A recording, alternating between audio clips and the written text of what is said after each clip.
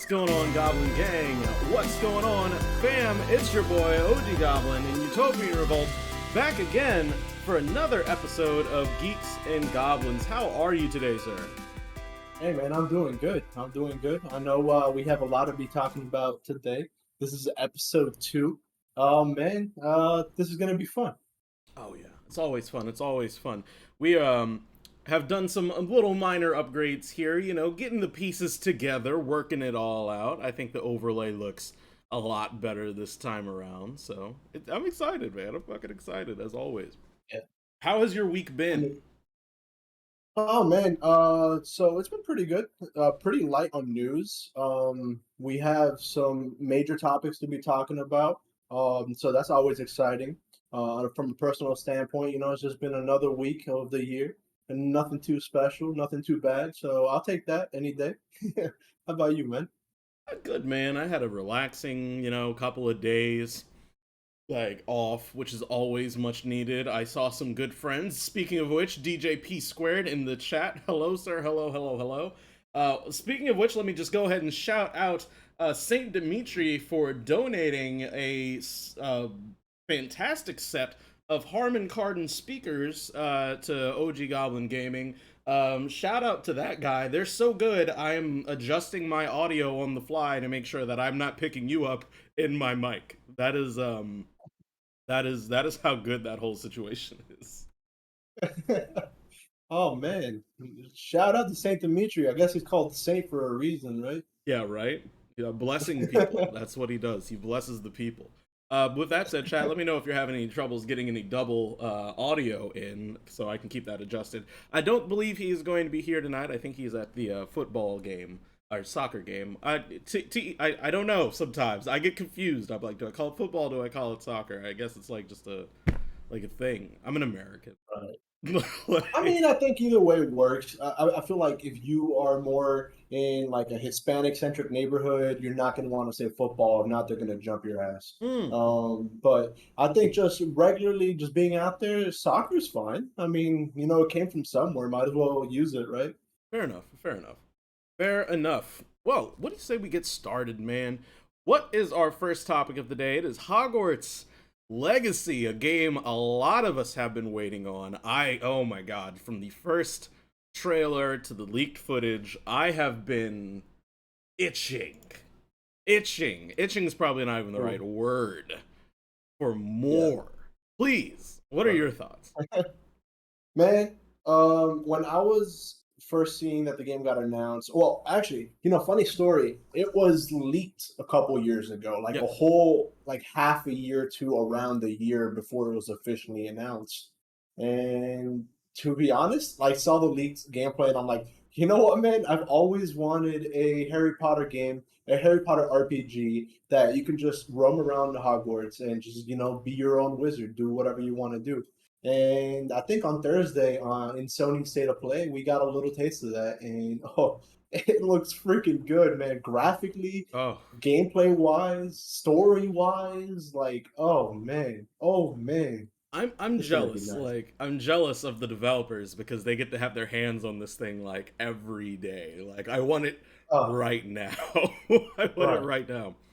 I got to admit though, like if this is just me, like it scratches a lot of itches, but like I the only thing I dislike, and it's a very minor dislike, is that you start as a 5 year student.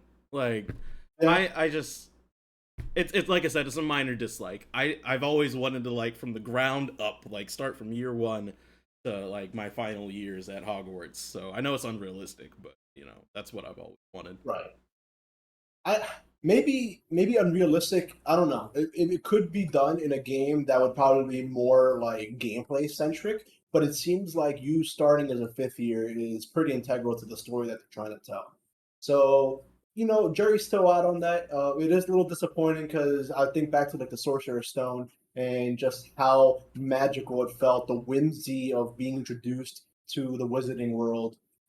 Yeah, so I'm gonna miss that as well. But it all depends on the story they tell, I guess, right? Oh, 100%. As long as the story justifies it. So, I mean, for those of you that don't know, apparently the story revolves around a fifth year student that's just now coming to Hogwarts. You don't know anything about magic. At least we think you don't know anything about magic, but it's definitely your first year at Hogwarts. You apparently can tap into this ancient magic. So there's definitely some story to be told there. To my understanding, there's a little bit of a morality system. Maybe I missed that. Maybe you found know a little bit more about that than I do. So towards the end of the trailer, we see the protagonist casting. I don't know how to pronounce it perfectly, but Avada Kedavra, I Avada believe it is. Kedavra, yeah, yeah, It's the killing blow of spells. yeah. We only seen villains using it in the movies and just in media for the most part, anyways. So it's very interesting. I wonder what direction that's gonna like go. I wonder how extensive it's gonna be. Whether it's gonna be like Fable, where you can just basically play the whole game the way you want. Personally, that's what I'm hoping for.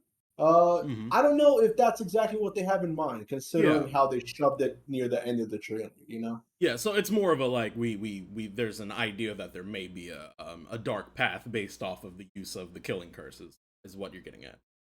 Yes, yes. So I guess yeah, no, I guess I could see that. I think I do remember around its initial announcement and the discussions that it would have you can play either a good wizard or a darker wizard or like kind of play around in that in between space. So I think Harry Potter, I think that's something that it's missing. Yeah. um the dark side of wizardry in the Harry Potter world is not very like heavily explored from a character perspective, in my opinion. I think the majority of that you get from Draco, right? So Right. where we get with Star Wars, the light and the dark is a fundamental part of the Star Wars mythos. So I feel like adding something like that to the Harry Potter mythos would actually be pretty interesting. The idea of being a Hogwarts student, but just I guess for conversation's sake, also going down that kind of Voldemort path, Dark Wizard path. It honestly is very fascinating, and because of that, I really hope it's an integral part of the game. I don't know. What's the feeling that you get? Do you think it's going to be something that they just shove in there for the sake of it being there, or do you think they're actually going to play around with it and do it justice? I hope they play around and do justice with it. I do remember, let's call it the late 2000s, early 2010s time, and when everybody was throwing a morality system in their game, and sometimes it was Okay. just kind of like, oh, you're just bad today, but like other Yeah. times it had actual impact. So if honestly. From what I've seen, I'd love to see some type of like how it is in Mass Effect, honestly, where you really do get to see Mhm. those two separate sides, where Shepard is either an angel or he's just a straight up dick. Like, that's what I would like to see. I'd like to see students be like, oh, we really like that guy, we want to go play Quidditch with him, or it'd just be like straight up, nope, not even trying to sit next to this guy in potions, want nothing to do with him. That's what I'd like to Yeah. see. I mean, so that actually kind of brings me to, I guess, another thing I want to talk about, kind of Mm, related to the morality system. I wonder, they've shown off companions. They showed that yeah. there's going to be multiple companion students that if you develop your friendship enough with them, they can go out with you for quests and just like overall exploration. So it'd be very interesting to see a mechanic where the morality system kind of like plays into which relationships you can develop. You know what I'm saying? Oh yeah, so say I know everyone wants to harp on Slytherins being the bad guy, but kind of maybe the more renegade or darker path is say more Slytherins reach out to you like, hey, we should be friends. Like that's something kind of what you're getting at a little bit. Yeah, very similar to like Fallout or yeah, Fallout I think is the perfect example. I think Fallout 3 there is a companion very early on. I think his name is Jericho. He's Hmm. in Megaton. And he would only join your party if you have a sufficient level of I forget what the term for it, but I'm just gonna say evil Yeah. trait. And if you didn't, he wouldn't follow you. He wouldn't want to join you. So something like that would be really cool. Although, like just to speak on you and your views on Slytherin, I don't think it necessarily would be Slytherin that would be the dark path, right? I mean, I think there can be an evil Hufflepuff. I mean, if I think maybe so. I think so. I you mean, know, like again, I mean, I know we're gonna talk about Harry Potter a little bit more in depth later on in this episode, but I mean, again, like the Sorting Hat told Harry, like I was gonna put you in Slytherin, like but you said Gryffindor. Your house is not a representation of, your morality. It's just, a collection of traits. You can have all the traits of a Gryffindor and still, decide to be a serial killer like later down the line. Right.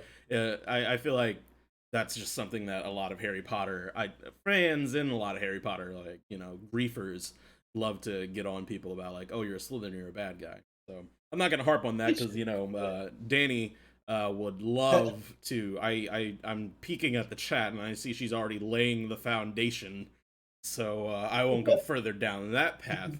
But I will go down a path that she brought up that I hadn't noticed the first time around watching the trailer, that she brought to my attention: the room of requirement timer yeah. on growing plants. This caused a little bit of point of contention in my house. What are your thoughts? So I was very worried at first. I thought that, oh my God, this is just going to be a blatant cash grab. They're just going to be incorporating microtransactions to this element where you can speed it up, very similar to Warframe in a way. However, we did get confirmation from the developers. I believe it's Portkey Games. They announced that it won't have any microtransactions at all. Good. That's good. And unfortunately, it also won't have online co-op, although I think that's to be expected considering this looks like a very narrative-driven game. Oh yeah. Uh, No, no. Go ahead. I'm what? sorry. No, I was just going to say that that makes me really happy. I'm curious as to what exactly they're planning with those timers. Maybe it's going to just incentivize the player to be exploring more. I Hmm. wonder if there's going to be any way that you can kind of like speed it up a little bit, for it not to be too grindy either. But I don't know. You mentioned there was a point of contention in your house, and I'd like to hear about that. Personally, I'm all for it. I'm all for the idea of, like, okay, I've got to wait 25 minutes for these Brussels sprouts to to spawn. Bet I'm gonna go do something else in the world. And now, honestly, talking with you about it a little bit more in depth, other things come to mind. So it's like maybe the better you do in herbology, maybe that timer goes down. Maybe the more time you Ah, spend in class, that 25 minutes, maybe you cut 5 minutes. Maybe there's a point where, you only have to wait 5. But I do think it also promotes exploration. So, you yeah. have a quest that you're working on and it requires these Brussels sprouts. It requires these Brussels sprouts. But, you also do have other quests that you have to partake in. This allows you to partake in multiple quests at once. Right. And I think it also, I think it's not as big of a deal as some people are making it out to be. I like the idea of, also being able to run out into the world and find those things. I think it's a Yeah. matter of being able to grow it and also being able to find what you need in the open world. I find it hard to believe that they would just force you to get what you need and put it behind this time wall. You know what I mean? Yeah. I agree with that. I think I've seen a lot of developers have mechanics very similar to that, just to artificially like elongate the game to make it go from like a 20-hour game to like a 60-hour game. That would frustrate the living heck out of me. Oh yeah. But I don't think that's what they're intending. But what you were saying about like herbology and that kind of like increasing the timer for related crafting and that type of stuff, that'd be freaking awesome, man. I'm Like, telling you. I want them to incorporate as much of the student aspect of it as much as they do with the wizard aspect of it, I think. Oh yeah, 100%. I mean, it goes past even herbology. Like, even to brew a potion. Like, I might be wrong on my time here, but in the Harry Potter mythos, it takes a week to brew polyjuice potion. Like, I'm not necessarily saying, give me a week of in-game time for me to come back to, like, have to play a actual real life week's worth of the game for me to get my polyjuice potion. But, allow me to have these constraints that I can have, like, lowered on me by doing well in classes, or doing certain activities that increase, I guess I don't want to say a stat, but like an intelligent point in that particular school of thought or school of magic. Don't just make it so you can just easily go find things. And another reason why I think it's kind of overblown is this isn't like it's not something other games don't do already. There are other games that have these mechanics that require you to have time put in, but it's not an actual requirement towards progress. Like, yes, you can grow these Brussels sprouts, but you can go pick them in the open, or you can go buy them from. It's almost like, I don't want to say maybe a mini game in a way, but something to add to the game, like add flavor to the game. Okay. I think you're right. And what's funny or interesting in the trailer, they mentioned that this room of requirement it was going to basically become like your own personal base Mhm. to catch up to your fellow students because you are a fifth year, you are starting as a fifth year, so you have a lot of catching up to do. So I wonder how it's going to tie in narratively. I wonder if it's going to be one of these things, like you mentioned, where it's going to be very optional. You can still explore the area, or whether they're going to have certain content and maybe crafting materials that are like locked to this room of requirement. And Maybe. that's going to be something very interesting. I think all this conversation, all this speculation kind of goes to show that we still don't know what type of game this is. We know it's an Yeah. open world, we know it's RPG, but we don't know exactly what the, I guess, moment to moment gameplay is going to be like. Oh You yeah, know we what I'm we saying? still know very little, right? Right. Yeah. We saw a little bit of combat. I'm interested to hear what your thoughts are on the combat that they showed off so far. I'm excited for the combat. I think that's really all I have to say about it right now. I'm interested to see how they're going to. I'm interested to see how they're going to key it all as far as like a user experience. Or am I gonna like hold L1 to activate certain spells, or hold R1 to hold up spells, or maybe the key mapping is going to be specifically here or there. I know that we saw um, R1 was used in a bunch of things as far as like calling things to you in a fight, like using basically R1 seems like to be capped on Akio, which is the spell to Yes. like have things come to you. So maybe it'll be something like that where some spells will be hard blocked, or maybe you can actually. I'm what I would hope for is you can pick out your sets. So maybe square, triangle, and circle in a fight, just as an example, can all be changed out to different attacks. So otherwise, though, the combat was interesting to me. Another little point of contention in my home was Yeah. the amount of flair added to the combat. But honestly, I don't know how else it would be. It's Harry Potter. Yeah. Like I use this as an example, and I have my wand here. That's kind of like it wasn't on purpose. Uh,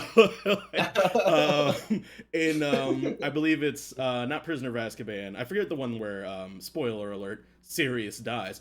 But like when he's fighting Lucius Malfoy and like he does this little like wand twirl before he like knocks his wand out of his hand. It's just kind of like it's their style. I feel like Yeah. without having a visual of it to the from the book and adding it to the movie, that's what we have to go off of, and I think it looks kind of cool. Right. I agree with you. I feel like if it wasn't as theatrical and over choreographed and very like prequel Star Wars esque, it would look pretty silly because it's just people standing around holding a wooden stick. Yeah, You know what I'm saying? There's not really much you can do with that. Um, that being said, I am concerned about the combat. It looked very surface level, at least from what they've shown off. okay. I'm interested to see how many spells they're going to have and how varied the combat's going to feel from encounter to encounter. What they showed off seemed very repetitive, but I think that can also be attributed to like the fact that they don't really want to be showing off too soon because they did reveal that it is going to be coming out holiday 2022. So we still have plenty of time. We have an entire E3 or Summer Games mess, Yeah. whatever it is, this year to see more of the game. But I'm going forward. I'm going to be trying to see how varied and how diverse the combat can be. You know. Oh yeah, absolutely. So what are your some hope? Some words are so difficult. What are some of your hopes and fears for the game? So I'm gonna start with fears because I want to just get the negativity out of the way. I don't like being a negative Okay. person. But I am worried that it's going to be too grindy. The Ooh. timer is a little in like kind of indicating that a tiny bit if you view it through cynical lenses. Hmm. So I don't want that. I'm afraid that that's what's going to happen. I feel like they're going to try to capitalize on how massive the Harry Potter brand is and how it's like becoming even more massive now. That's a topic for a little bit later. But my hope is, even though it is a narrative driven game, even though they've announced there's no online co-op, I'm really hoping that we get some online modes like Quidditch or like dueling or something like that. I feel like Oh, that'd be so cool, and it would add so much replayability to this. You oh, know? can I please can I hop on something that you just said that triggered my Yes. soul? I Yes, need please. Quidditch bad. Yes. Like, I Yes, need dude. Quidditch so bad, dude. I want a whole Oh, Quidditch simulator game. I'm not even kidding. absolutely. Oh, Oh, there was this game in the early 2000s, like early mid 2000s. I don't know if you've seen it, but I think it was called Harry Potter's Quidditch World Cup or something like that. yes. And I Yes. need that in the modern day. I need that. Oh, it was on PS2 and it was the greatest video game ever Oh created. man. It was so good. It was so good. Yeah. Like, and I just need more of that. I was telling Danny, I need Madden Quidditch. Like, Yes. let me Yes. draft players. Let me make a team. Let me do all of it, Man. bro. I will play. I will stream it every. I'll get rid. No more Geeks and Goblins. Like, literally, the stream. My channel will be dedicated to Harry Potter Quidditch. Right. I wouldn't blame you because Quidditch is freaking awesome, and I think it's very underrepresented in at least the recent Harry Potter media. Oh I feel yeah. like it's been cast aside since the beginning movies. Um, but I mean, it would print so much money. You think that EA is rich? No, no, no. Quidditch World Cup Part Two or whatever you want to call it. Yeah, that's the moneymaker, I Yeah, think. like come on, they have Quidditch in actual college campuses. You can That's what literally I'm saying. join Quidditch teams. Like there's a Oh whole my college god, Quidditch league, dude. Like the that's what I'm come saying, on. dude.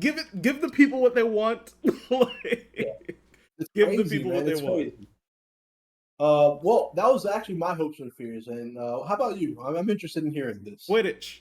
Like, Quidditch? Quidditch. So just that's your one Quidditch. hope, No, right? no. Right. Seriously though, Quidditch. Obviously, I'm interested. So there are a lot of the thematic things that obviously come with going to Hogwarts, right? So, choosing your house, we know that's in the game. I want to see what that sequence is going to be like. Are we going to get like Mm, some sort of a quiz, maybe, like, or are we going to just straight up be able to choose? Either way, it is. We know you can go to which house you choose. So I mean, that's cool. It's just for me. I hope they stick to like a lot of the core of what that's supposed to be, right. as The well mystery as surrounding it, you yeah, know? yeah, yeah, as well as stuff like your wand, like being able to like the wand picks the wizard. So Right. it'd be a little weird for me to go to Ollivander's and be like, oh yeah, I need the give me the oak with dragon string on the inside. Like that's just not gonna Yeah. fly for me. So No. my No. biggest fears, I guess you could say, for the Hogwarts Legacy are, the things surrounding the lore of the world. It's hard to create something in the past where you already know where it's going. So you have to be so careful to not disrupt what's going to happen or put things in places where they don't make sense. Right. So those are the things that I'm worried for.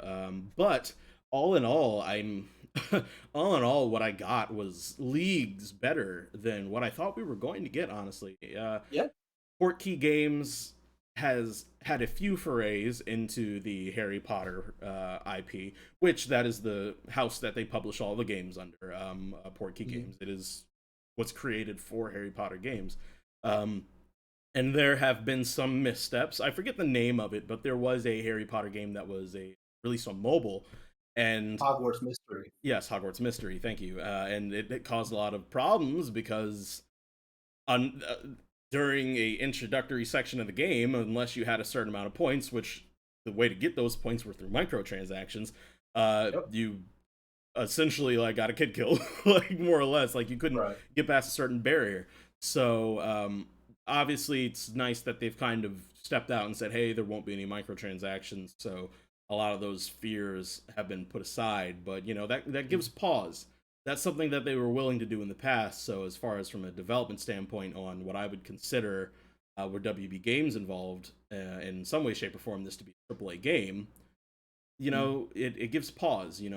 I want to make sure that this is something that's going to be accessible to everybody. So those would Right. be my hopes and Yeah, I completely agree with that. Their track record hasn't been great so far, but this is their first real like entry in the video game industry, and I'm excited to see where it is. It actually like going back to what you were saying, this looked a lot better than I even expected, and I expected quite a bit because this is, I mean, the first AAA Harry Potter games like maybe in 15 years, the first one that's not licensed to a specific movie. Exactly. I'm and honestly, it's gotten to the point where I think I'm going to buy the collector's edition. I know for Oh, a freaking fact that this is going to be one of Mia's probably all-time favorite games. I can already tell from the way that she reacted to the trailer.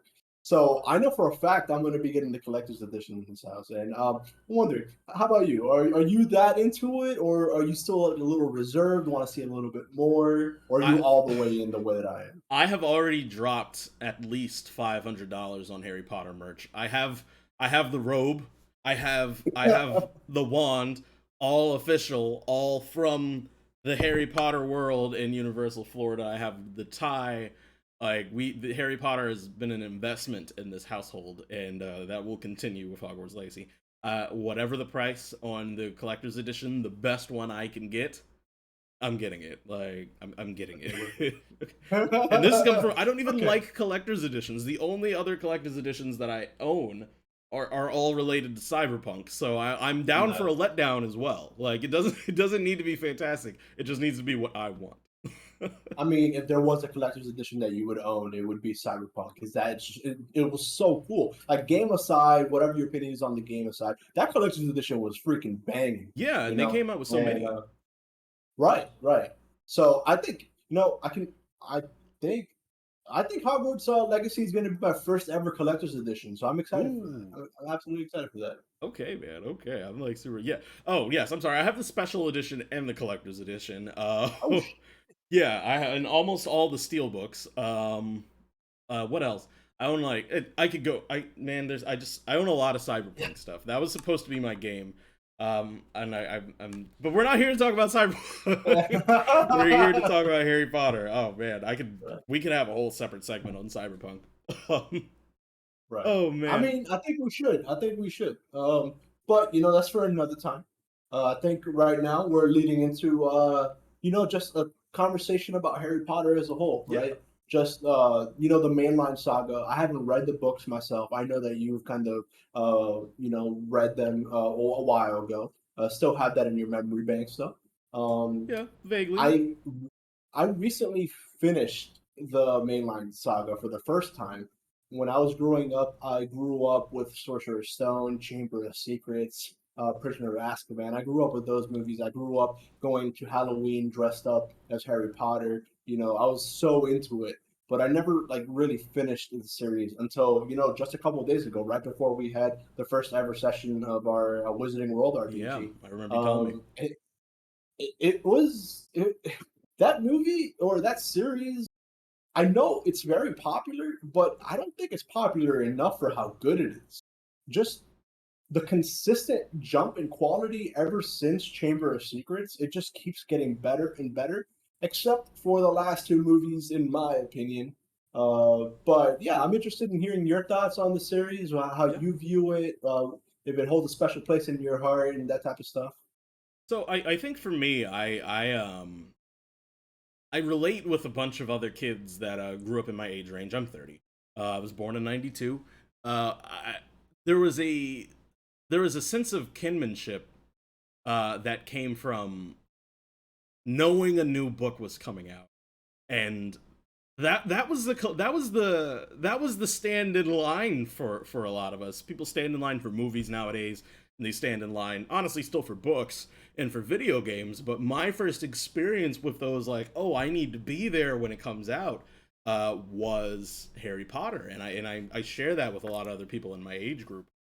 We would be first in line. We had to get it that first week that it came out because we had to get that first printing, and we would spend me in particular. Harry Potter typically always came out around holidays, so we would either take these long drives or these plane rides, and I would finish entire books in these hour-long drives and these hour-long plane rides. So Harry Potter um, holds a special place in my heart. The funny thing about that is, though, I would say that my love for Harry Potter did not really ignite until the franchise kind of ended and we started to get a whole bunch more because I'm a lore nut. You give me something that has Right.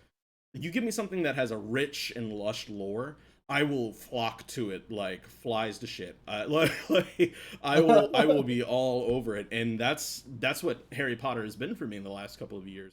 So my love runs deep for it, man. Like my favorite movie in the franchise is oh man, that's always a tough one.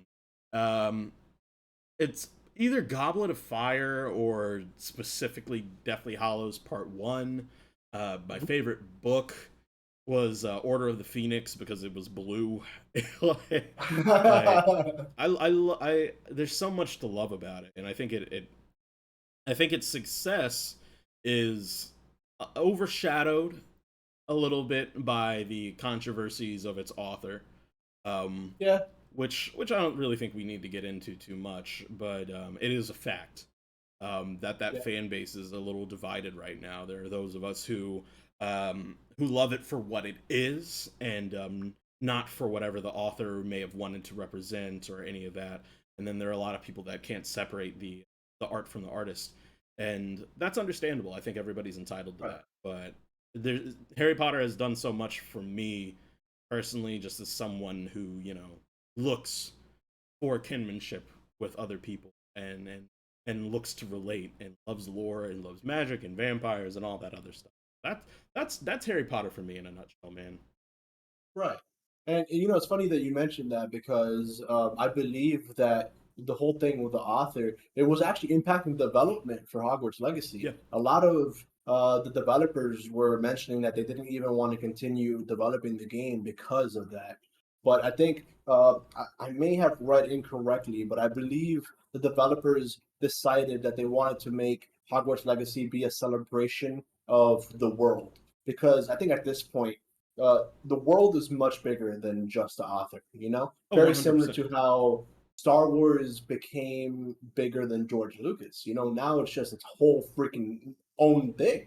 I think the same thing. I think we're witnessing the birth of that with the Wizarding World. Even that term, we didn't have that 5, 10 years ago. The Wizarding World. Yeah. Now we have the Fantastic Beast movies coming out. We have so much content coming out and so much lore to your credit.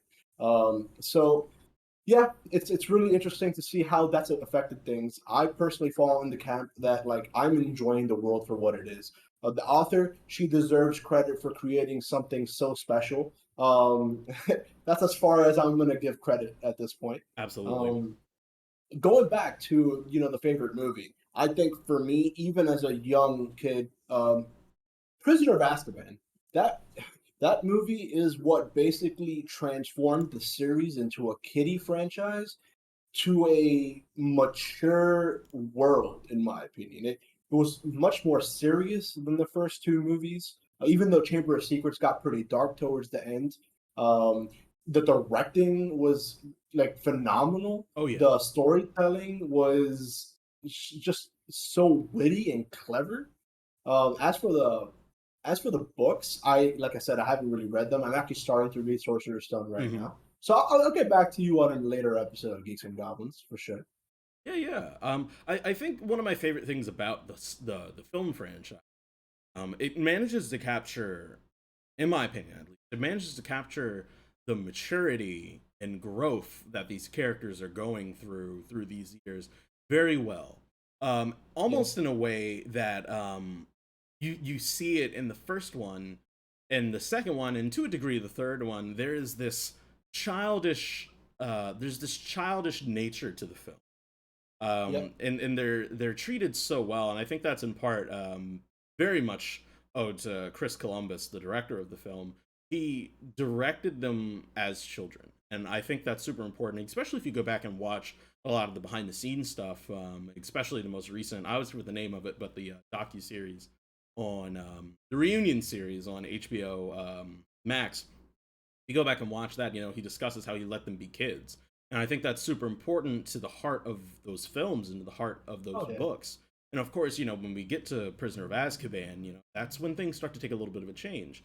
Um, right, it becomes much more serious. Like tone gets a lot darker, and that proceeds up until Goblet of Fire, where that's the what's it's set in stone. Like, hey, this is no longer fun and games. Like, this is no longer Right. a kid's situation. Like, people are dying. So I appreciate the film so much in that regard, because they do that switch Right. and tone so well.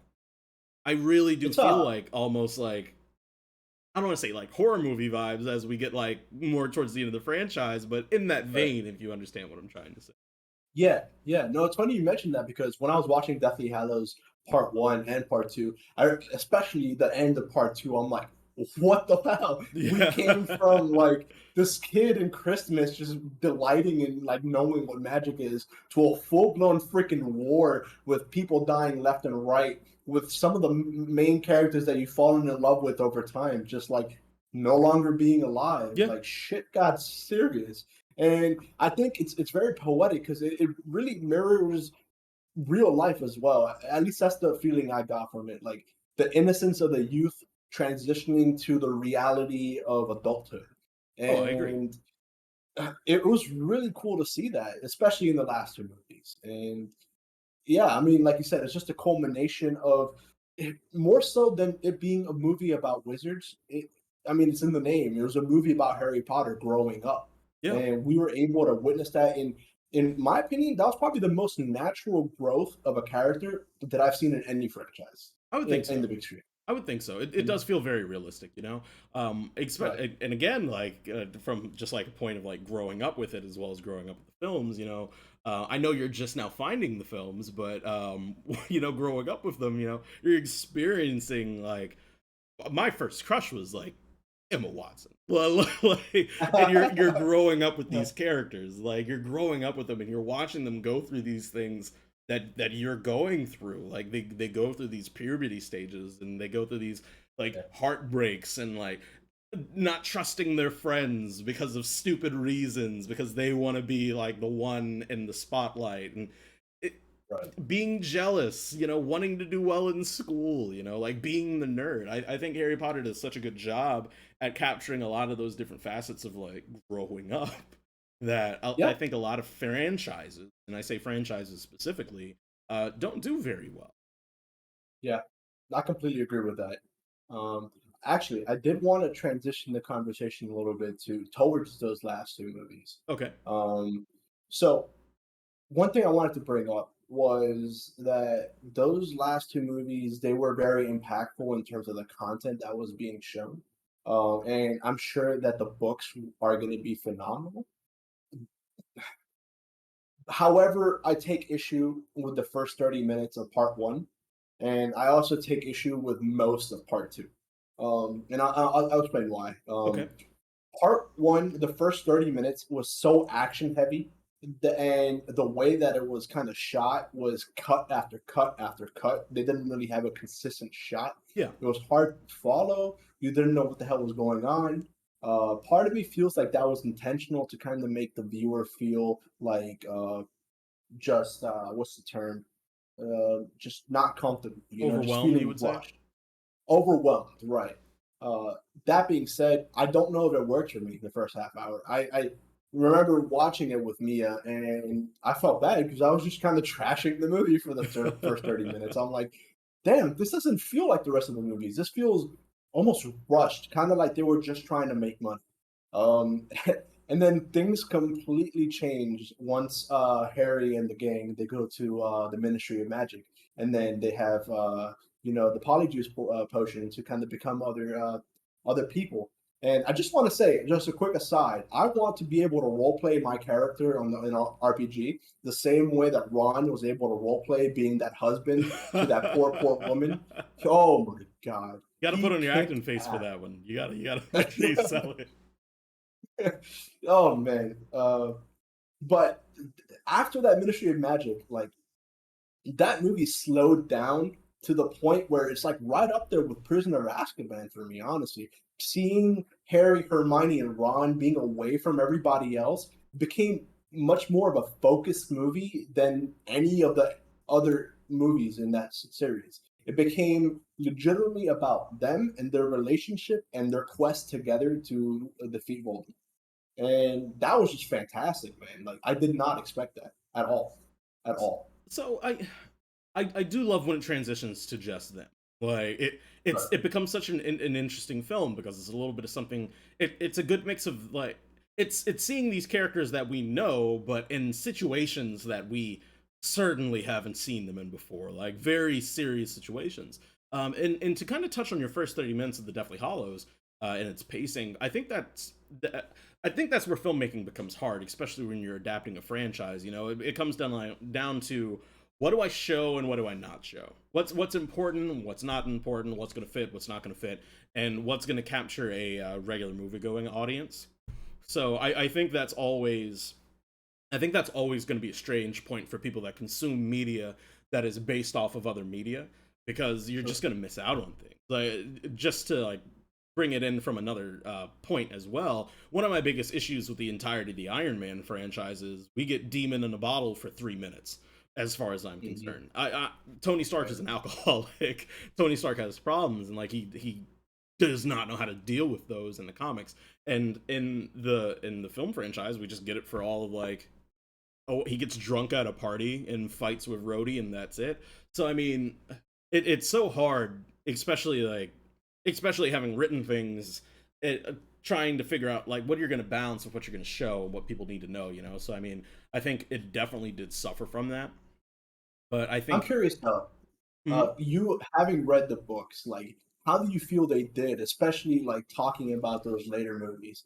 How do you feel they did adapting the book into the movie? Because as far as I'm aware, from my understanding, the last two books are like really gigantic in terms of the amount of pages that they have, the amount of content it has. Yeah, So I'm curious to hear that perspective. I wish I could give you more on it, because you know I'm not gonna I'm not gonna sugarcoat it. When I read those books, I read them when they came out, and that was when I read them. Like Right, I wish I right. was one of those.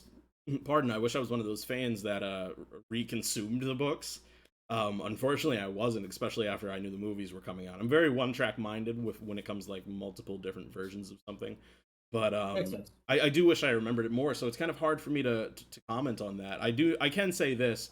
I do remember having seen the movies when they first came out as well. Being somewhat satisfied. My issue with the Okay. books versus the movies has never really ever been the pacing or like the adaptation of what we got, but more or less like the stuff that was missed. So even Okay. I think one of the biggest disappointments for any Harry Potter fan is like the absence of Peeves. Like like Peeves' absence. Down to other little things like we were discussing this previously in the books. You know, they wear the robes and the hat. That is what they wear. They do not put on a hoodie.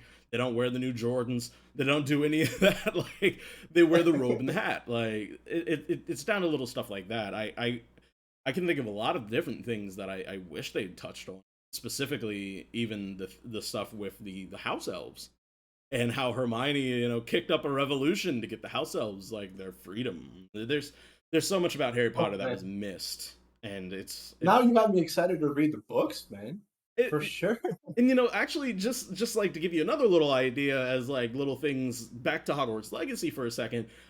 There's the scene where they're talking about in the trailer or the gameplay impressions, like you're gonna go to places in Hogwarts that you've never gone before, and then they show the kitchen, and I'm just like, okay, the kitchen is literally full of slaves. So I Yeah, don't know how I feel yeah. about that. So I mean, like Hogwarts Harry Potter's legacy is interesting. Harry Potter's legacy, not Hogwarts legacy. Harry Potter as a franchise Yeah. is interesting. We spoke about this a little bit before the podcast, right before this episode. Um, I was mentioning that, like, outside of all the pop culture like franchises, some of the major ones like Lord of the Rings, Star Hmm. Wars, Star Trek, those type of franchises, I feel like Harry Potter is kind of like shoved aside, and a lot of people dismiss it as a kid franchise Yeah, or just something minor. However, like you go outside, you see the 9 3/4 logo on cars. You see the Deathly Hallows logo on cars. You see the lightning bolt. Like I feel like Harry Potter is in that discussion to be right up there with all these other franchises. I completely agree. I mean, especially like if you were around in that time, it was a cultural phenomenon. It was like it was on the level of like Pokemon, really. But I think the Harry Potter franchise is the second highest book selling franchise next to the Bible, if I remember correctly. Oh, That might be an old Jesus. statistic now, like so. But I do remember that being a thing. It might actually sell higher than the Bible, I think.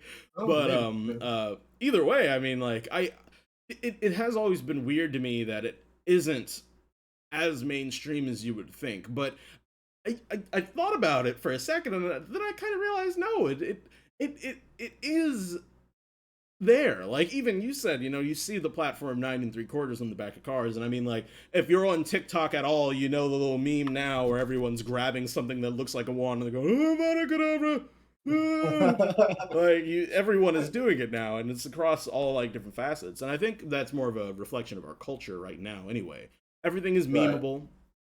Everything that was popular, I mean, pardon, that wasn't popular, that was either niche or nerdy or lame, is now socially acceptable and really cool. So I mean, it's weird, man. I don't know. It does feel like though, in reference to things like Star Wars and Star Trek and Lord of the Rings. Maybe not Lord of the Rings for me, but it does feel like it does feel like it should stand next to those giants, but it's always a little further in the background. And I don't know, maybe again, um, maybe the author may have something to do with that. Maybe all the controversy there. Maybe there's a hold back there.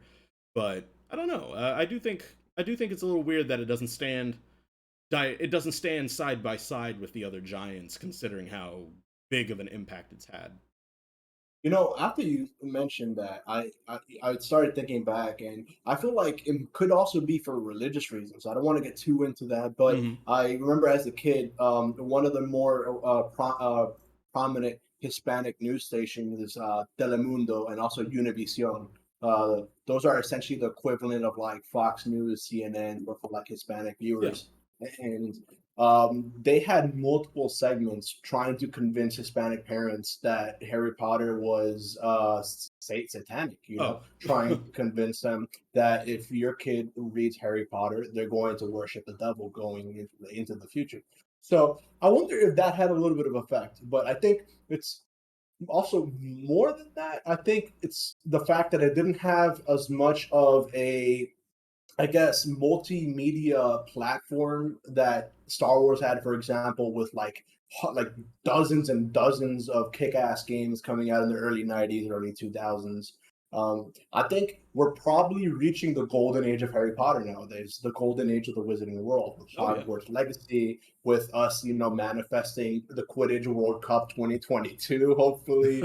Um, with Fantastic Beasts becoming more of its own thing, I wouldn't be surprised if we see a series very soon.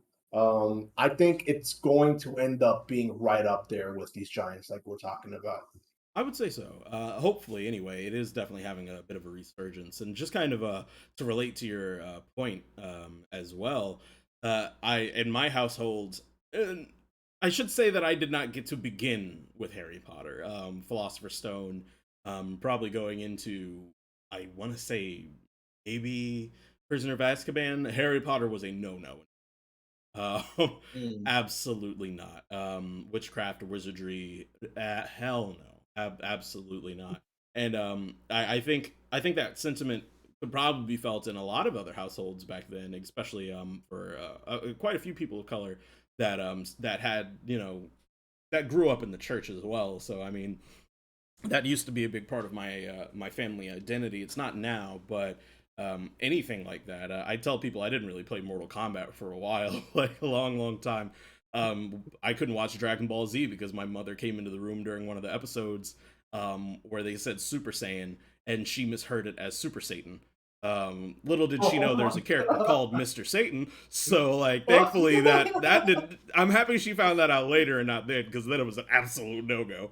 But but yeah, no, like it just I think that's a sentiment we shared. I think it's very funny you bring that up. I was watching a YouTube video previously yesterday about how Dungeons and Dragons is not, and not even, let's break down that term. Tabletop RPG role playing in general is so absent from the African American community.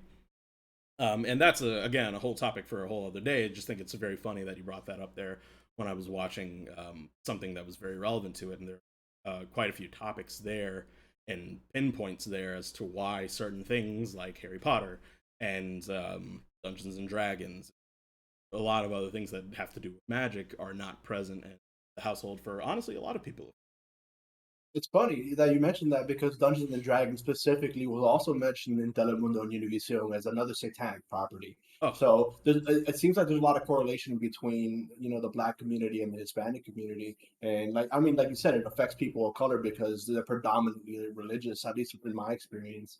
oh yeah, So no, we're in the yeah, I church. wonder if yeah, exactly, right. So I wonder. Actually, at this point, I'm done wondering. It does seem like that could play a big role in that, but I think now in our day and age, with how like information is exposed and reaches so widely, it is changing, and I'm excited to see the future of Harry Potter. Absolutely. As am I, and we are definitely going to touch on that more another time, especially that particular topic. I think it's good to talk about. Right Mhm. now, I'm not sure about you, but I'd like to go to a quick break, grab some water, freshen up really quick, turn my fan on because I forgot that this is my hot hoodie. So, ladies and gentlemen, if you will bear with us, we're going to go to a short break. When we come back, we are going to hit on our weekly roundup. Please don't go anywhere. We will be back shortly.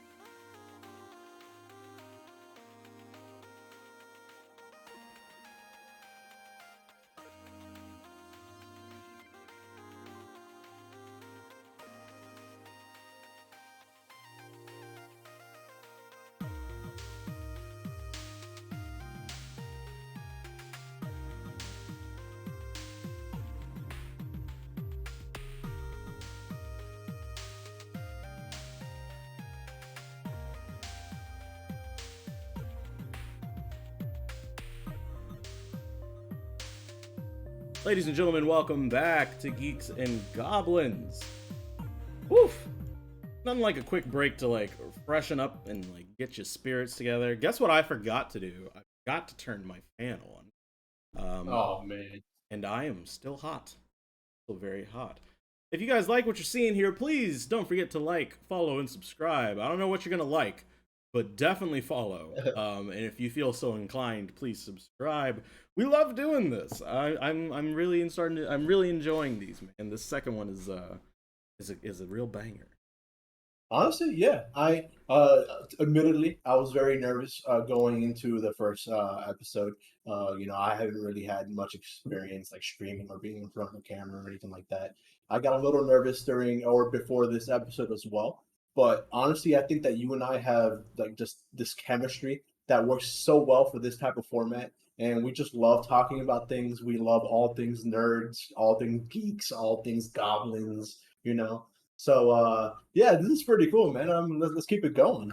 Happy you're enjoying it. Let's go ahead and head into our weekly roundup. Weekly roundup where we give some quick hot takes on some of the things that have happened in the geeky and goblin-y world. Let's go ahead and kick off. Tiny Tina's Wonderland confirmed to have crossplay, including PlayStation, for the first time. What you got to say about it? Man, honestly, that game looks like a cross between Dungeons and Dragons and just fantasy verse with the Borderlands format, and I'm super excited. I know some coworkers that are going to get it. I'm going to eventually maybe bully you and Danny to play it with me. So the fact that it has crossplay with PlayStation, it's freaking fantastic. It's the first time we see that with Borderlands, and it's maybe a sign that Sony is starting to be a little bit more open and just accessible. I think a crossplay should be the standard going forward, and this is just confirmation that it's the way that we're heading right now. So I'll say this much: you definitely probably won't have to bully Danny into it. I'm not a big. Borderlands is one of my least favorite gaming franchises, but I'm not gonna lie. The more and more I see about Tiny Tina's Wonderland, considering what it's supposed to be based off of, it might not be hard to get me into Tiny Tina's Wonderland. Moving on, Stranger of Paradise Final Fantasy Origin Review Roundup. What have you been hearing about it? Because I don't know what I've been hearing. So, before we talk about the reviews, I just want to preface this by saying I played the first demo. I haven't played the second demo yet. Okay. The first demo I enjoyed. It kind of felt like a very breezy Neo, or just a breezy Dark Souls game. It's probably the breeziest in terms of like that's the easiest to get into Dark Souls type of game. That being said, the reviews are not the best. It's around average. It's I believe in Open Critic it's sitting at a 73 out of 100, Not which is terrible. not the best. But it's going to have its fans, and I wouldn't be surprised if this is the start of a new type of format for Final Fantasy games. Okay. I don't know really. I've been very confused by what Square Enix has been doing a lot lately. Right now, I'm Yeah. kind of here for Final Fantasy 16. Not a big fan of Yes. what they've been doing with the Marvel games. I don't know. I've been worried about Square Enix. They went from being one of my favorites to just kind of I don't know, man. I don't know. Yeah, I agree with that. I feel like they've just become very I mean, this is going to be so broad, but for the lack of a better term, they're becoming a corporation. I mean, I know they have been a corporation for a long time now, but their business practices are starting to align with that vision much more than a creative vision. Agreed. So I'm interested to seeing what they're going to be doing with Final Fantasy 16. So far, it looks freaking great, though. I agree. I agree. I was really looking forward to them saying something on their state of play, but you can't get everything that you want. Right, right. Next We're going up, to get one in E3. Don't worry about it. We better. We better. Next up, The Elder Scrolls Online Ascending Tide. It will bring players outside of Tamriel for the first time. High Isle, home of Bretons. Come on, man. I'm so excited about that prospect. I'm not an ESO player, but outside of Tamriel? Yeah. I mean, I think it's a sign of things to come with Elder Scrolls 6. I Mm-hmm. think this is very much setting the foundation. I believe I might be wrong, but I believe the expansion before this was all set in Skyrim, at least northern Skyrim. So it's interesting to be able to explore outside of Tamriel for the first time. And I believe, just seeing Bretons and kind of like their magic. It's very funny that we're talking about this in an episode where we're talking a lot about magic and wizards and sorcery and that type of stuff. I'm excited for it. I haven't really played much of Elder Scrolls Online, mainly because I don't really have many people that I know that play it. Yeah. And that tends to be the same thing with a lot of MMOs for me, which is a shame. But I might give this a go. I might take a look at it. I have this thing with MMOs where it's like if I'm playing with people that have played it a lot more than I have, I don't like to be guided through things. I want to figure out things on my own. So, Hmm. and on top of which Hmm. they all just kind of play the same to me. I'm just never Yep. really drawn to really playing. Moving on to our Right. next topic in the weekly roundup, the Moon Knight reviews are coming in. The first 4 episodes have been screened to reviewers and those who hopefully we get to that status one day where they're like, hey, check out these 4 episodes of Moon Knight. But from what we've heard so far, it is a game changer for the MCU. Brutal. Oscar Isaac's performance is being touted as one of Of the course. I remember reading somebody said Oscar Isaac is one of the best additions since Robert Downey Jr. to the MCU, and that is a bold claim. Damn, damn. Okay, first of all, I mean Robert Downey Jr. He's amazing Yeah, and definitely like worthy of that praise. But that's also shots fired to literally everybody else in the MCU. I right. We've got Oscar winners in the MCU. Like we've got think. Oscar winners and Exactly. Oscar nominees. Benedict Cumberbatch is up for what? Year of the Dog, Way Yeah. of the Dog. Pardon. Brie Larson is an actual Oscar winner. Like so to say Yeah. that Oscar Isaac, like that's insane to me. Like, come on, man.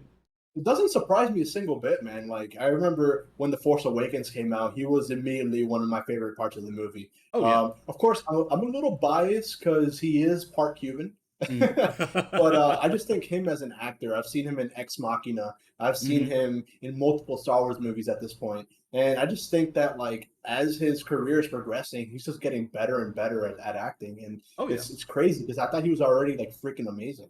Oh yeah. I'm super excited for Moon Knight was the comic that got me back into comics. So I am Wow. I'm Okay. excited. I'm excited. And for our last topic of weekly roundup, Paul Dano's The Riddler is getting his own year one comic written himself by Paul Dano. If you need some introduction to what that even is, if you're like lost, like what is a Paul Dano? What is a Riddler? The Riddler from the Batman 2022 starring Robert Pattinson that just came out. That rendition of the Riddler is getting his own comic written by the actor. That is a very rare occurrence in the comic world. Like that, I'm super intrigued by that. It's going to be released on DC's Black Label. Published by DC's Black Label, which is kind of their more, let's say, adult and violent and gritty stories. So I think that's going to be pretty interesting given the character that we got. I completely agree, and I think we're about to see a Black Label cinematic universe starting with the Batman. Yeah. I just want to say, Paul Dano's like he, in my opinion, he was the best Riddler that we've seen on the screen, and that's not disrespect to anyone else we've seen. Of course, I How love Jim dare you Carrey's disrespect Riddler. Jim Carrey? No, man, I love that Riddler, but I just think that Paul Danos did that character justice and probably put him right up there in terms of the fear factor with like Scarecrow, with like some renditions of the Joker that we've seen. It's really cool that he's the one writing this as well. That's like massive respect for this guy. And what that says to me is you've got an actor that has love and puts and pours into a role that he got. It's not just a I'm getting paid to play this character. Like there is passion there, and I think you see that as well in his acting. So I'm very very much looking forward, very very much looking Right. forward to that comic. It's gonna be the first comic I've bought in quite some time actually. Hey, listen, man, maybe we can start a Geeks and Goblins book club and comic book club. That'd be pretty cool. Start putting some recommendations in there. I'll put it in the Discord. I'll definitely put it in the Discord. And that is our weekly roundup. If you ever have a bit of news that you want us to talk about, go on and hop in the Discord or put it in the chat. We'll try to get onto it if we can. But moving on, let's talk Miss Marvel. Sir, Hmm. you have not seen the trailer.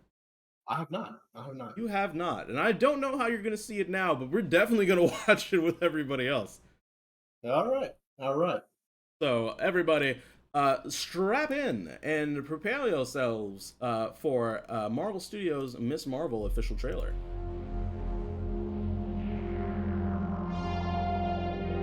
Better not get DMCA'd for that. Okay, give me a couple seconds until after the trailer finishes, because I'm going to be watching it on the stream. Okay? High school. Kamala. Another Avengers shirt. Cute. She thinks I'm some kind of weirdo. You are weirdo. Boys. Excuse me. Yeah. You're kind of on my shirt. Sorry. But you're staring out the window in your little fantasy land. Kamala, hey! Already? Really? Come on, like... Do I have to figure out my whole future before lunch, or is there like... Maybe they're right. I spend too much time in fantasy land. That is not you. It's not really the brown girls from Jersey City who save the world. That's a fantasy too. Did something happen to you? No, why? Did you hear something? Kamala? What does it feel like? Cosmic. I always thought I wanted this kind of life, but I never imagined any of this. Do you even know what you are?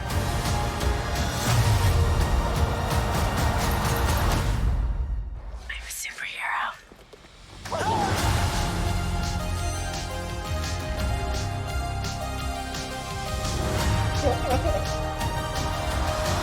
Oh, man. So, what are your first thoughts? Give me right off the top of your head. What are your first thoughts?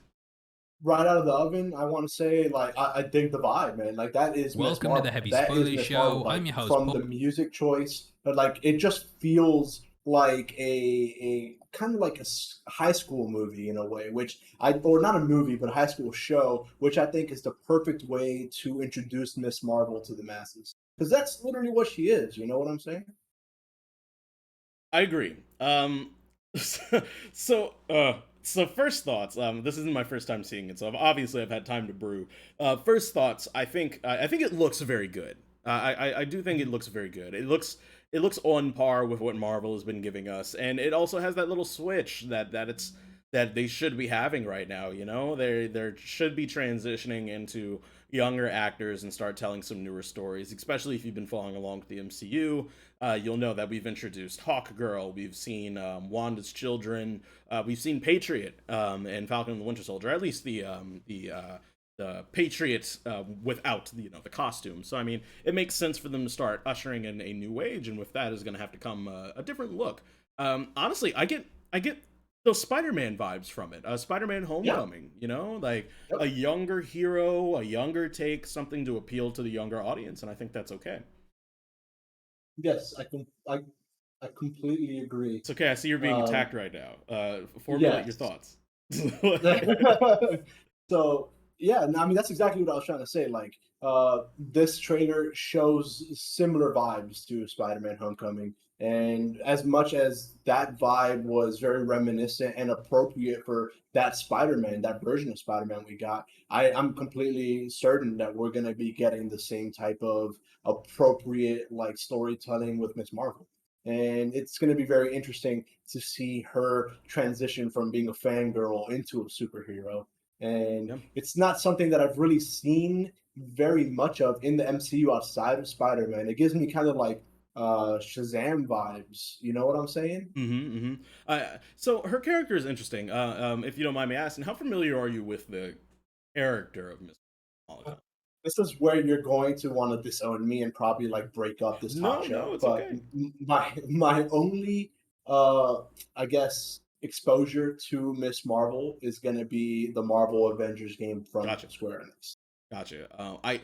Since I don't have very much exposure to that, but I do know the character. I have my concerns. I have my concerns. Primarily, one.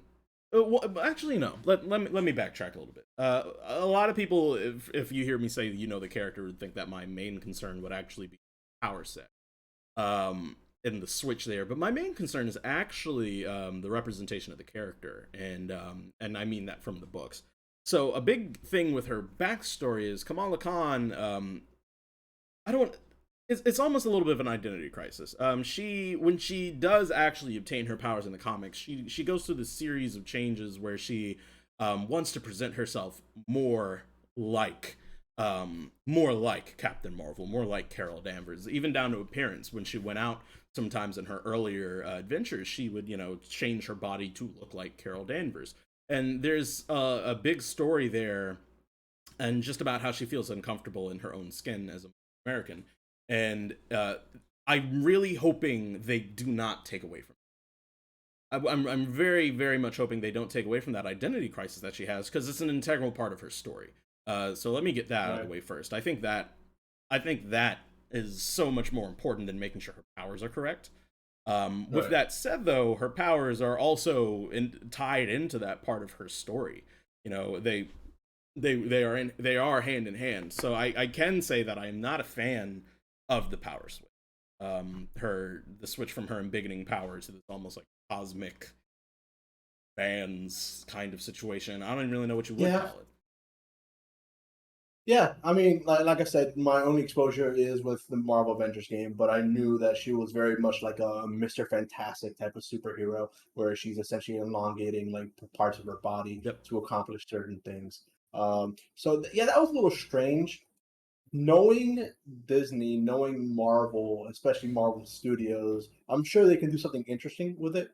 I'm curious as to how far they're going to go with the show and what their intentions are with this show. Because as of right now, my belief is that these intentions are to essentially establish Miss Marvel into the MCU. But we're going to have to, like, I think it's going to be interesting to see if or how they incorporate the rest of the MCU in this specific series, or if they're going to keep it more into a standalone. As for the powers, like I said, there's not much I can really, attest to in terms of that. But it was a little strange to see a little bit of cosmic part of stuff there.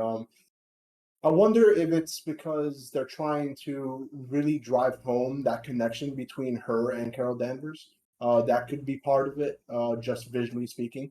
But yeah, we're gonna have to wait and see, I guess, and until we see the whole show. Yeah, and a lot of that backstory behind like the power switches. The idea seems to be, since we are confirmed getting Fantastic Four, that they want to be able to separate her from Reed Richards, which I get, but I do share a sentiment with a lot of other people online where they say that, but she essentially now has the Invisible Woman's powers. She now has Sue Storm's power set.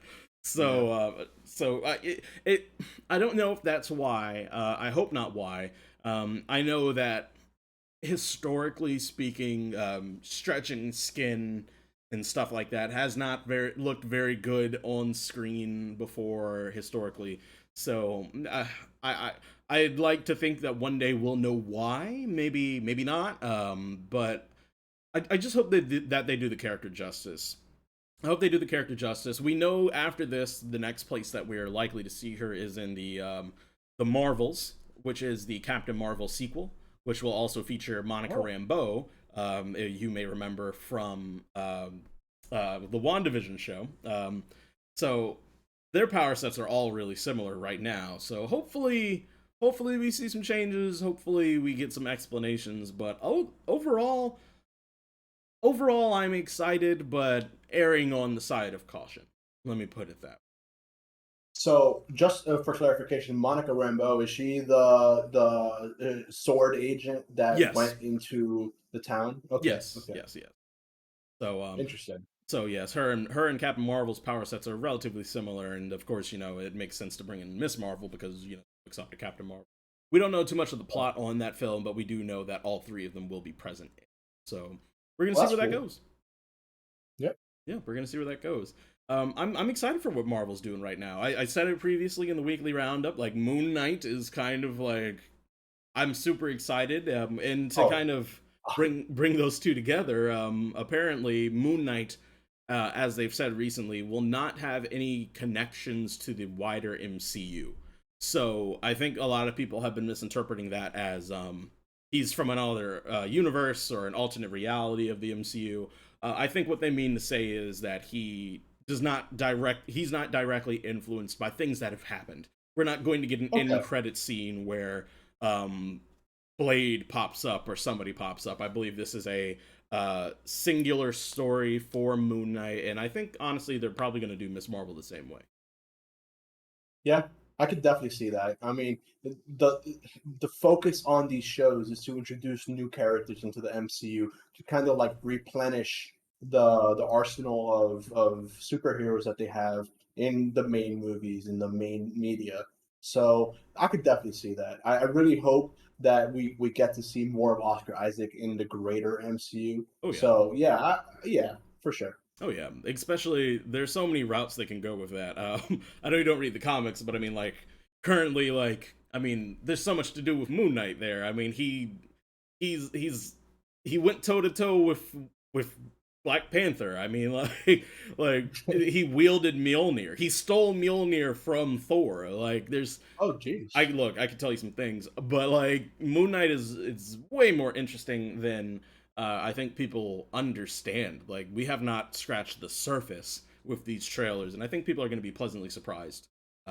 Well, I got a release. question while we're still under the Marvel umbrella. Yeah.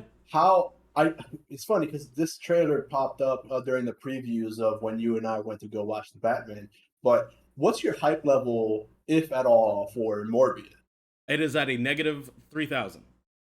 Oh, jeez. Like, Okay. an absolute nice. negative. Oh, I do not think Morbius is going to be good at all. It's so funny. You're bringing up a lot of topics of things that I've seen in the last 24 hours. What Culture just did a video on top 10 movies that are destined to bomb on release, and the picture is of Morbius. So I mean, I there's so many things wrong with that movie. It's been delayed time and time again. I think the special effects look wacky and stupid. Yeah. I again, I do not understand Sony's plan in releasing these characters without Spider-Man present in the universe. Not to say that Spider-Man is directly important to Morbius being around, but I mean, like, we're going back to Venom there. But I don't know what Sony's game plan is. We don't know. The rumor mill has been spinning that we're going to get Andrew Garfield's Spider-Man back, and he will be part of that particular universe. But I don't know what their plan is. I feel like they're just kind of throwing things at the wall and seeing what sticks. I'm so unexcited. If I you have ask no me, they should enthusiasm for. stick to. I think they should stick to the sequels for Into the Spider-Verse because that's their bread and butter. That was Exactly. unique, and I cannot wait to see more of that. Same. That's something I'm looking forward to, but not Morbius. That you can keep that. Right. You, You know what I'm looking forward to? What's that? Looking forward to looking up at the stars later tonight, and Ooh. maybe seeing a field of stars. Our next topic is Starfield. Okay. I see you with the transition. All right, you're getting into your little journalistic state. I see you. That was like Hey, straight man. out of like a newscast. But you know what we are getting excited about, Jim? The stars up at Sky. Starfield is coming out. Oh man! I Hey, you're dig gonna it. get Keep more doing of what that you're as I get doing. more comfortable, Keep man. doing I'm what you're telling doing. you. But yeah, man, there's a lot of Starfield news that's come out, and a lot of leaks coming out. I know within the last couple months, I've seen like a lot of images leak for like certain ships, certain like environments. We talked about this a little bit before the show as well. You seem pretty excited about it. Oh, You want to talk a little bit more about it? so it's hard to describe what Starfield is because we've heard so many things. There was a Right. rumor at one point where Starfield was just really a code name for Elder Scrolls 6, and it was actually going to be Elder Scrolls flung into the far future, and we would have Khajiit in space selling their Oh, wares that'd for be cool. credits. Fuck. Yeah, like that would have been dope. But like we don't really know exactly what I say exactly what Starfield is at the moment. We do know that it's just the next big thing from Bethesda. It will take place in space, um, and they have described it as a vision of a future that's grounded in reality. So beyond that, we're really not too sure. But they recently, he who should not be named, Todd Howard.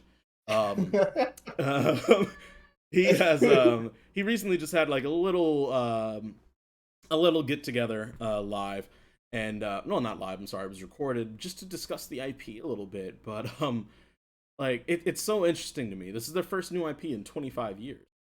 Yeah, dude.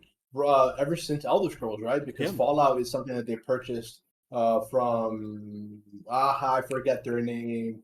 Oh, But I yeah, always they forget it. purchased Fallout. Yeah, Yeah, it's Obsidian. huh.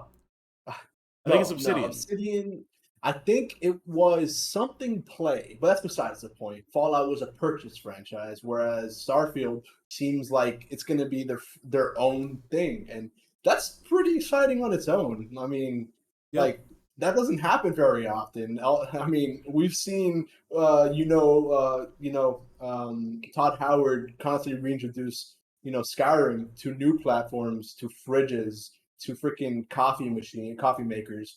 It's exciting to get something new for once, you know. absolutely, and it's a type of game that hopefully will be a type of game that I've always wanted. For though, if you're familiar with Star Citizen and Mm. I always forget the other one. The Um, it's really Elite popular. Dangerous. Yes, Elite Danger, or Elite Dangerous, pardon. I love the idea of those kind of games, but I Yeah. actually have Elite Dangerous. I need to install it and play it. But Oh, Star Citizen, pardon, always seemed like a game that was going to scratch an itch for me. And I yeah. think the best way to describe that itch is a little description of the game that I found here. You play as a space explorer as a part of a team called Constellation, trying to uncover the mysteries of this universe.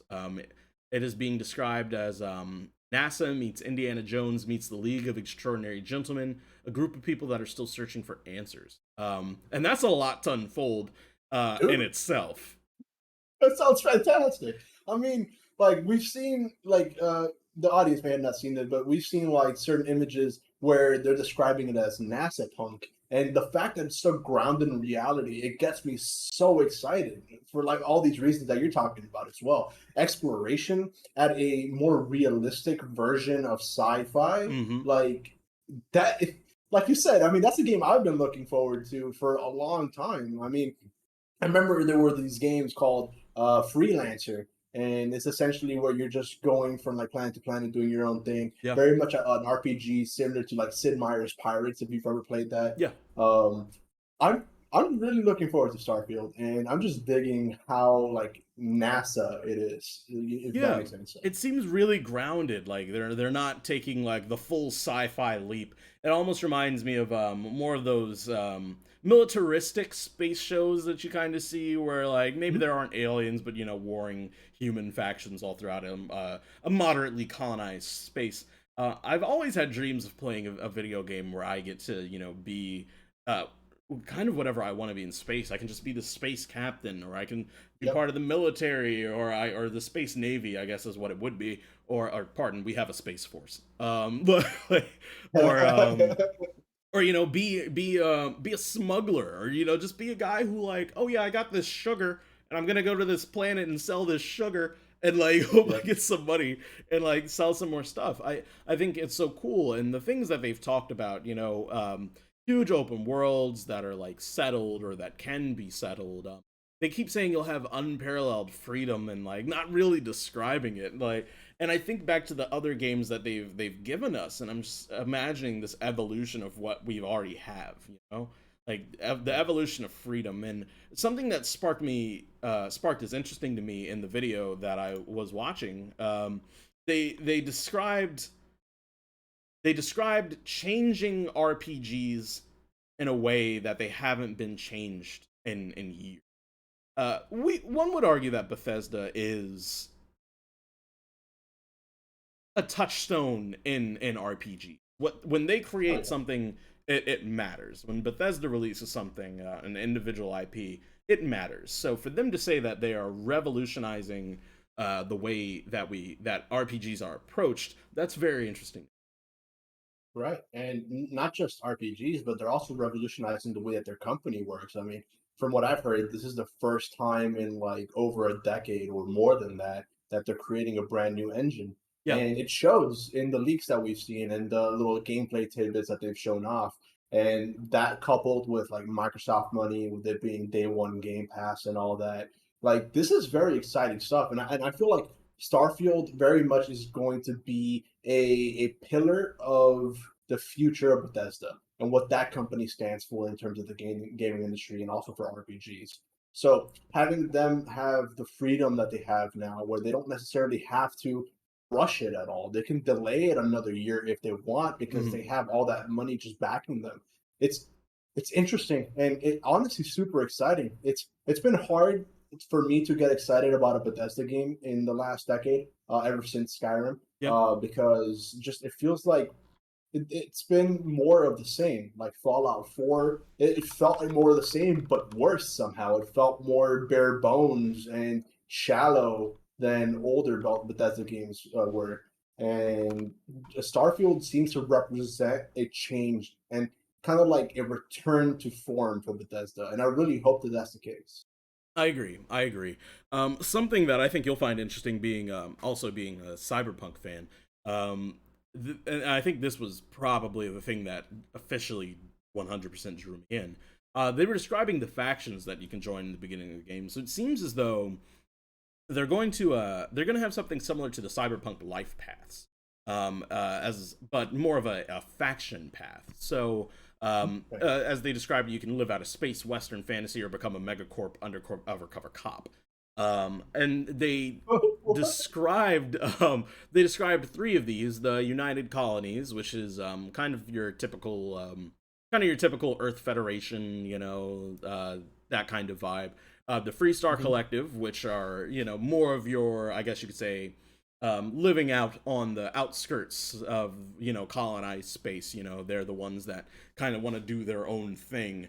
And then there's the Crimson Fleet, which is the pirates, space pirates. I don't think I really need to go too far Ooh. into that one, but I'm trying to fully remember specifically what they said, because I don't want to misquote this, but it seems super interesting. Here we go.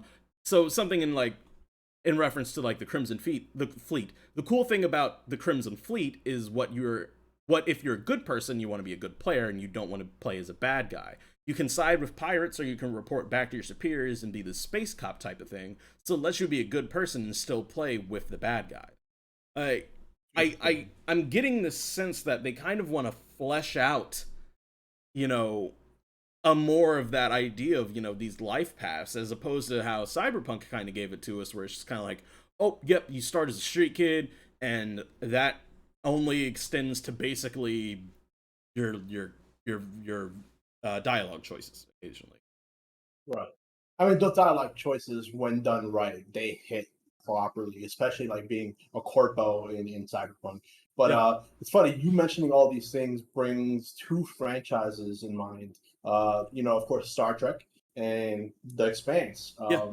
And this is sounding more and more like one of my dream games. And oh man, I might have to get two collector's editions this year. We'll have Oh to wait man, and see. But I think I'll purchase day one. I'm gonna have to see a little bit more before I decide on a right. collector's edition. Here's to hoping we We see haven't some really more seen in much E3. gameplay. Oh yeah, yeah. We barely got any. Like, even in this new talk that they had, it was just like snippets of gameplay, and I got to admit, it looks damn good for what they're working on. So hopefully, it won't be the buggy, glitchy mess that we tend to get with Bethesda Yeah. games. But also, hopefully, it does give us a little bit of those bugs and glitches. What would a Yeah. Bethesda game be without being able to climb up very steep mountains with It's funny because like it's part of the charm at this point, Like exactly. I would be disappointed. I would be almost disappointed if it was like the most polished game of all time. I need some of those bugs. And considering the scope that they're talking about for this game, there's no way there won't be any bugs. So I think we'll both be satisfied. At least hopefully it's not, game breaking. Yeah, yeah. But with that said, it is. I love the fact that they're talking about a new engine. Like, this is a Bethesda that potentially wants to change that. Maybe they want to Yeah. change their stamp on gaming culture a little bit, move away from the memes, and Right. let's buckle down and be the Bethesda that people expect us to. I want to just take a quick second to reflect on Xbox Game Studios as a whole. like, holy crap, have they just completely added to their arsenal over the past couple of years? Not only are we getting Starfield coming very soon, we're getting Obsidian's freaking Avowed, which is set in the Pillars of Eternity universe. We're getting all these really cool stories, and it's impressive to see what they've done. It's a little disheartening to see the way that they've done it. Just me personally, but I feel like Bethesda is going to end up being the pillar of Xbox Game Studios going forward, even more so than 343 Studios, even more so than Playground games with like Forza and that type of stuff. I think that going forward, Bethesda games are going to be like the poster child of Xbox. And it's going to be cool to see. I mean, the fact that it's going to be coming out to any platform that has Game Pass, that's freaking crazy, man. Like, think about like 10 years ago when Skyrim came out, imagining being able to subscribe to a service for $15 And just and have just being Skyrim. able to, dude, that's what I'm Like, saying. It's crazy. It's oh yeah, crazy where we're at. they're making some moves, man, and I got to admit, Microsoft they made some good financial choices. You know, not everyone's not gonna like it, but they're setting themselves up to finally have more than Master Chief, Right. and they need And that. yeah. I think you're right. They absolutely have needed it for a while. I mean, I think the Xbox One completely, I don't want to say it bombed because it still had its sizable base, but it wasn't the success that it could have been. Oh no, And I think we're starting to see a little bit of a course correction with that. We're seeing the ramifications of those decisions being made years ago. It's like a big ship taking its time to like, go on a different course. Um, but I think we're going to be witnessing the golden age of gaming. I've been saying that phrase a lot with Harry Potter, with gaming, but I just think with entertainment content in general, we're reaching a point where, like we're going to be getting everything. And what's really cool about the gaming industry is that while Microsoft is starting to kind of take off a little bit, they're not really cannibalizing Sony's platform. They're not cannibalizing yeah, Nintendo's platform. It feels like every single major company and console manufacturer is starting to have its own little niche in the market. And it's really cool to see just gaming coexist the way that it is right hmm, hmm. I actually feel a little bit differently than that. now. I feel like Microsoft is starting to encroach a little bit. You know, the idea for quite some time was, you know, if you wanted good multiplayer, you get Xbox Live and you jump on Xbox. You know, you want a good single player experience, you head on over to PlayStation. You want some good family friendly, fun, like light-hearted, loving games, you go on shift right over to Nintendo.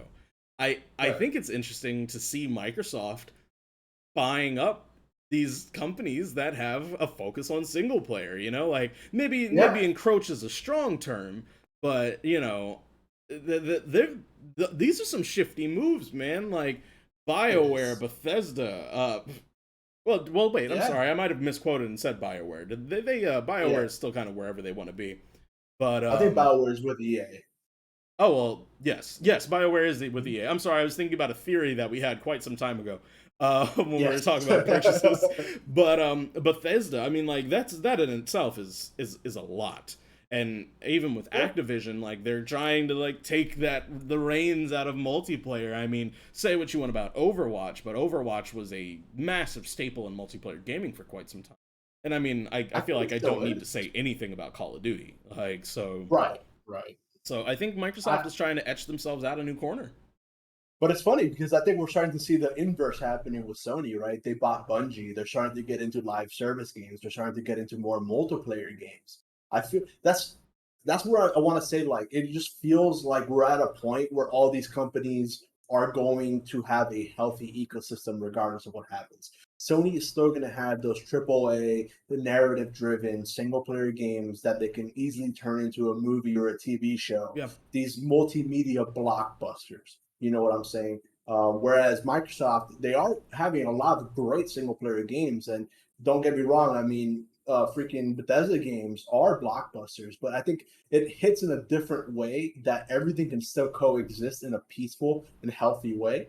And I think with crossplay becoming more of a thing, we are reaching that point where it doesn't matter where you play. It really doesn't matter. I feel like the console wars are over. We're Ooh. now in the content wars. And Ooh. I think the content wars are only going to benefit us, the gamers. You know what I'm saying? Okay, I can get behind that. I can get behind that.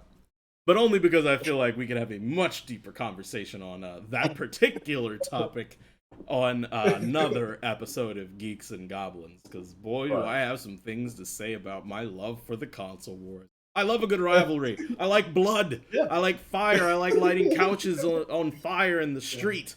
Give me war. Right. Give me video game war, please. I'm trying to see Killzone versus Halo again. Where are the Halo killers?